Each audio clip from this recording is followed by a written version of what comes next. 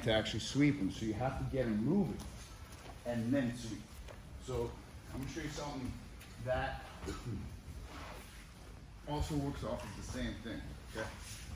So let's say here, same side grip here. Remember, I also pull in with my knees as well, okay? So my legs don't just sit here and just wrap around him.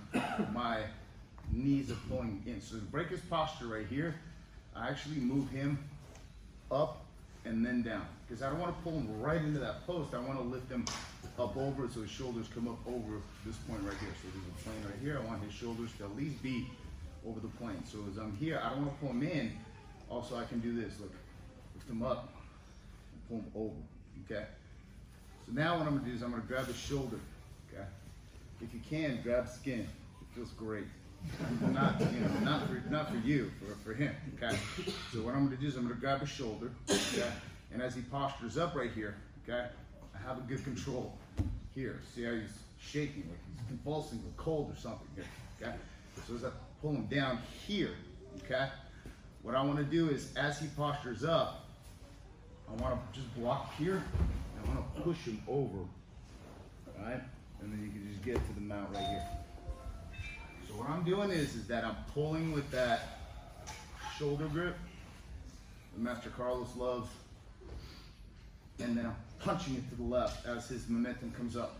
Because what you're actually not seeing is when I get this sweep here, okay?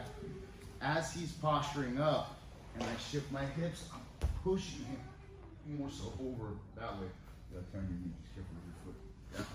To hit that sweep. So it's like a pull and push. So here, I'm gonna break his posture. I'm gonna grab skin and shoulder, okay?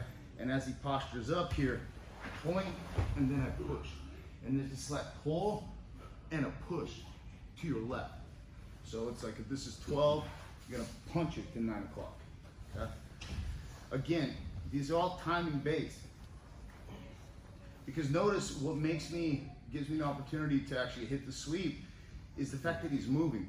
If I try to do it from here, it's completely useless. So I have to get him moving here, shoulder, he's posturing up.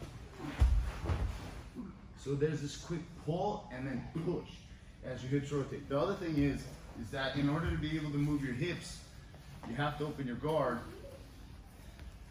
So if I want to, let's say, okay, if I want to move my head to the right and get on my right side, my toes point to the right, okay? Because it'd be weird if my head's this way and the toes pointing that way. However, what I'm doing is that I'm just pinching with my knees and trying to kind of lift my hip a little bit, and I'm just gonna point my toes to the left.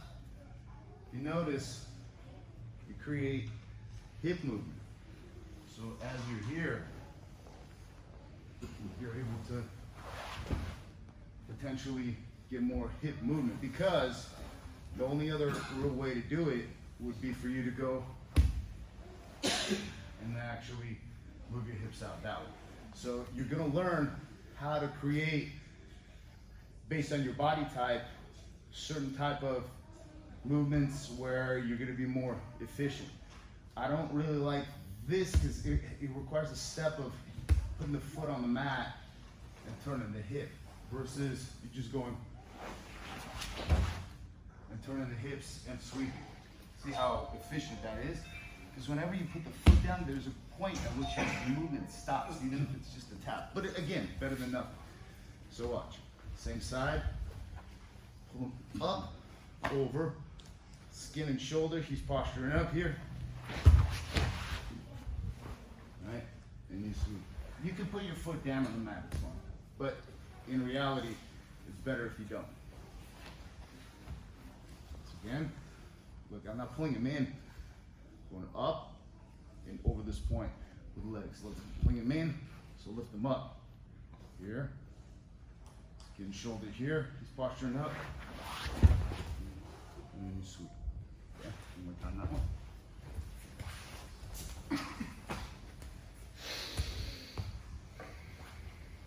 Same grip.